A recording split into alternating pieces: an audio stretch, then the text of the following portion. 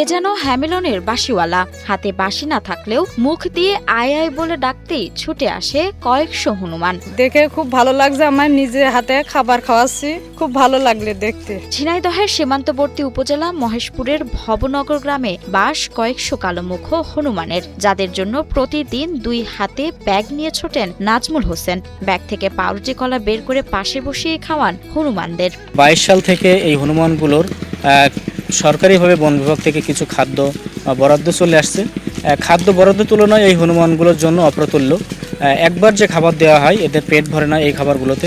নাজমুল স্থানীয় পত্রিকার সাংবাদিক। এর পাশাপাশি সরকারিভাবে স্বল্প বরাদ্দের খাবারগুলো হনুমানের সামনে প্রতিনিয়ত নিয়ে যান নাজমুল হোসেন। নায়াসিনামাইড ও স্যালিসাইলিক সমৃদ্ধ লিলি ফেস ওয়াশ, যা ফেসের ডেড স্কিন সেল দূর করে দেয় দ্বিগুণ ফাস্টার ব্রাইটেনিং। তার ডাকে আর ভালোবাসায় সাড়া দেয় এখানকার কালোমুখ হনুমানেরা। এই হনুমানগুলো আগে একটা দলে বসবাস করত, এখন কিন্তু এদের বন জঙ্গল কমে যাওয়ায় বিভিন্ন দলে বিভক্ত হয়ে হনুমানগুলো বিচ্ছিন্ন হয়ে আসছে। 5টা থেকে 6টি দলে, কোনো দলে 30টা, কোনো দলে 20টা, কোনো দলে আরও বেশি, এরকম সংখ্যায় এরা বিস্তার করেছে। তবে হনুমানের জন্য বরাদ্দকৃত খাবার একেবারে অপ্রতুল, যা দিয়ে তাদের একবেলা খাবারও হয় না। চাষিদের এই হনুমানগুলো পর্যাপ্ত ক্ষতি করে থাকেন, যেহেতু তাদের খাদ্যশস্য বড় বড় প্রাকৃতিক যে খাবারগুলো বড় বড় গাছ না থাকার কারণে চাষি শস্যর ওপরে এরা বেশি ক্ষতি করে থাকছে। এদের যদি একবেলা হলেও পেট ভরে খাবার দিতে পারতাম তাহলে হনুমানগুলো ভালো থাকতো, চাষিরাও তাদের চাষি ফসল ভালো রাখতে পারত।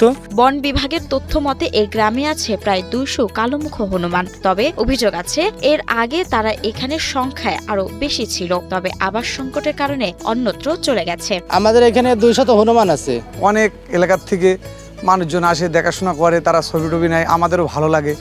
আমাদের একটা গ্রামের একটা নাম হয় যে অমুক গ্রামে গেলেই হনুমান পাওয়া যায়, ওই জন্য আমরা মনে করেন হনুমানের সবাই দেখতে আসে। বিরল প্রজাতির এসব হনুমান দেখতে প্রতিদিনই দূর দূরান্ত থেকে আসেন দর্শনার্থীরা। শিশু থেকে বড় সবাই মুগ্ধ এই দৃশ্যে। আমি আজ হনুমান দেখতে এসেছি, মেলা খাবার দিয়েছি। হনুমান দেখে আমার খুব ভালো লেগেছে। জন্মের পর থেকে দেখছি যে এই গ্রামে ওরা থাকে। যে খাবার এখন নাজমুল ভাই দিয়েছে সেটা অতি নগণ্য।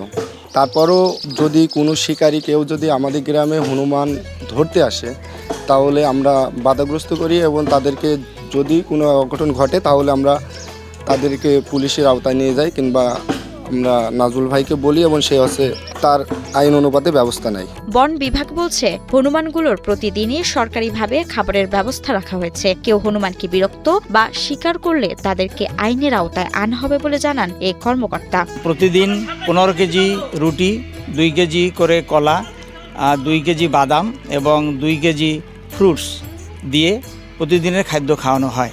আমরা এদেরকে দেখভাল করি।